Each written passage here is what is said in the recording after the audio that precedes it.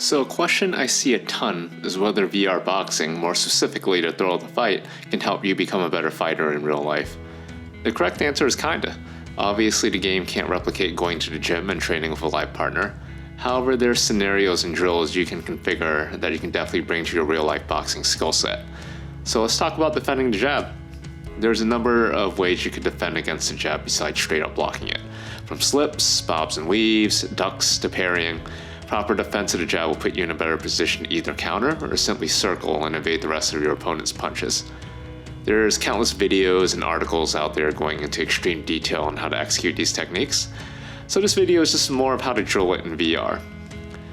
Traditionally, you would use something like a slip bag or a training partner to work on your head movement and defense, but these options aren't available to most people, so I'm going to show you how to do it in the thrill of the fight in VR. Let's get started.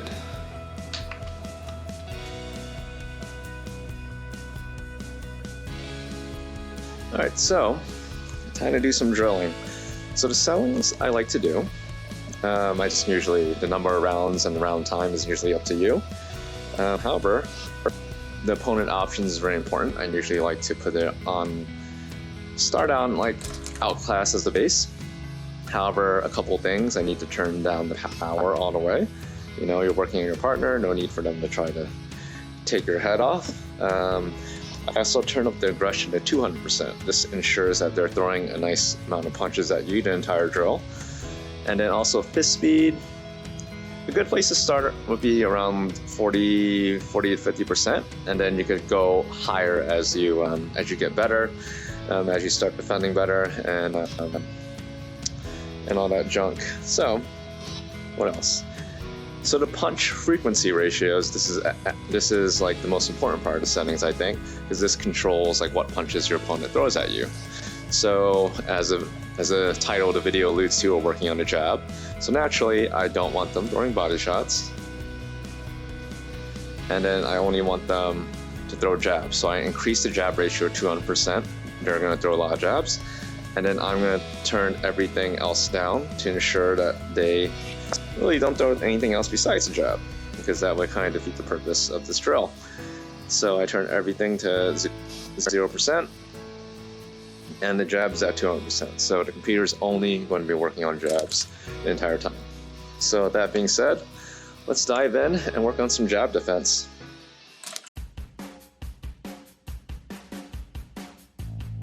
So let's start with the fade back defense. The simplest thing you can do is just backing out of the range of the jab when it's thrown. If you stay light on your feet, this is a relatively easy thing to do. Essentially, all you're doing is relying on your basic footwork and taking a step back. I start by circling the perimeter, not exactly fighting in a phone booth here. A lot of fighters kind of flick out their lead jab to measure distance and initiate offense. If you fade back right when they throw it, you'll be safely out of range of the punches. You can see my sparring partner throw his lead jab here, and the only thing I'm doing is pushing off my front foot and gliding backwards. This isn't exactly a defense that will put you in a position to create offense, but it's a good way to control a ring, stay safe, and frustrate your opponent. Pretty simple stuff. You can't get hit if you're not in range. Very low risk, but obviously low reward as well. But it's definitely one of the first places to start.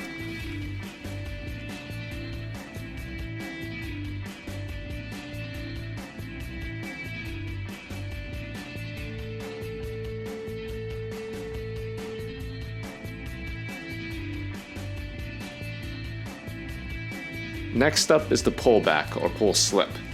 This one is pretty similar to the fade back we just discussed. It's a technique where you shift your body backwards to move away from your opponent's jab. Unlike the fade back, however, most of the movement is done with your upper body and not your legs. To do it, when your opponent throws a jab, drive your lead foot into the ground and shoot your hips forward, and that will kind of yank your head and shoulders backward as well. When done correctly, you evade your opponent's blow as expected, but in addition to that, your body and positioning should be in prime position to return fire. Floyd Mayweather is the master of this if you want to see it in action. He often drops his hands and leaves his chin up to bait his opponents into throwing something. Once they do, he pulls back and then launches forward with a punch using his momentum. So it is something that requires not only great timing, but a little bit of style as well. Once you get it down though, you'll be a countering machine.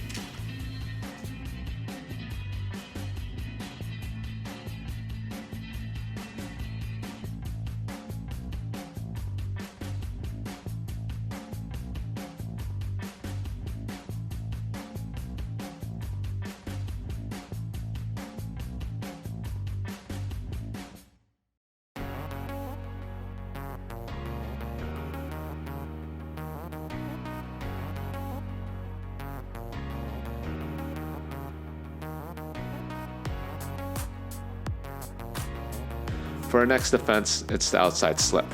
Most of you are orthodox fighters, which means in real life you're likely to be fighting someone who is as well. Because of that, one of the most effective dodges for the jab is going to be the outside slip. As the name entails, when an opponent throws a straight jab, you're slipping the shot to the outside of their body. Most of the movement is generated from your legs. Start with a slight bend of your knees, and your shoulder and hips should then turn a bit towards your rear foot. If done correctly, this takes you off the center line and safely away from your opponent's power hand.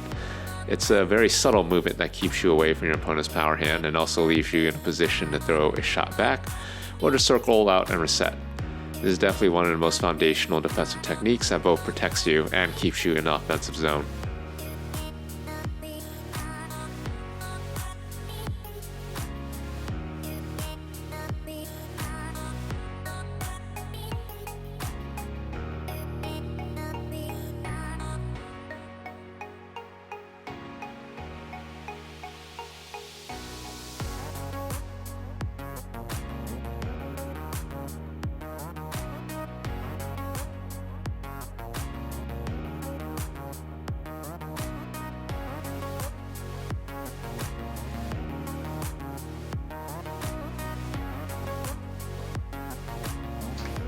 Another way to defend a jab is to simply duck. This is the technique you see most in the movies. As you would probably guess, the goal is to lower your center of gravity and touch your head right as your opponent throws a punch. If done correctly, their punch should soar right over your head. You're still on the center line, but you're ducking right under it. To do this is a quick drop in your knees and then bouncing right back up. All the movement is coming from your legs. However, this is not a full controlled squat. Instead, it's almost as if you're falling like a sack of potatoes, but then you catch yourself right as your knees hit that squatting position. After you catch yourself in a lower squat position, you can then either counter or bounce right back up and reset. A simple duck is a good way to avoid damage, but also to get in your opponent's head. By changing levels high and low, you're expanding to different angles and body parts that are under attack, and it's just one more thing for your opponent to think about.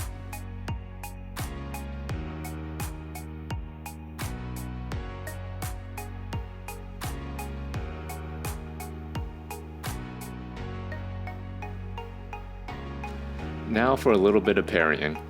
There's a lot of ways in real life you can use your hands to catch and obstruct your opponent's jab. However, the quest isn't really the best way to train this. For one, the opponent in the game doesn't really react to your movements, so you can't really trap their jab hand or do a long parry. Secondly, the thickness of the headset causes you to extend your hand further from your face than you should. Not exactly the best technique. Despite all that, you can still work on your timing here. As your opponent throws their jab, your rear hand, which should be the same side as their jab hand, should travel slightly from your guard to meet their punch. Open your glove and catch it with your palm like a baseball, and gently redirect the force of their jab away from your face. This should basically negate any of the power from the punch, and also throw your opponent off enough for you to quickly counter with virtually anything you want.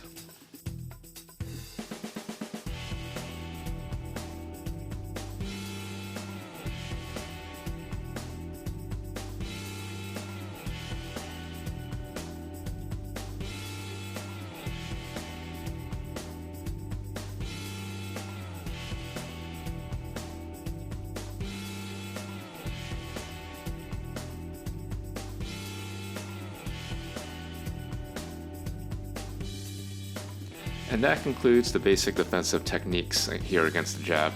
These techniques are definitely worth training in VR, but don't expect it to replicate the real thing. Just think of it as a virtual training partner going about 50%. It's a great way to build muscle memory that you can pull forward to the real thing. If you want more of these VR drills, don't forget to subscribe, as I will be expanding these in the coming days. So, happy training. I'll see you guys online.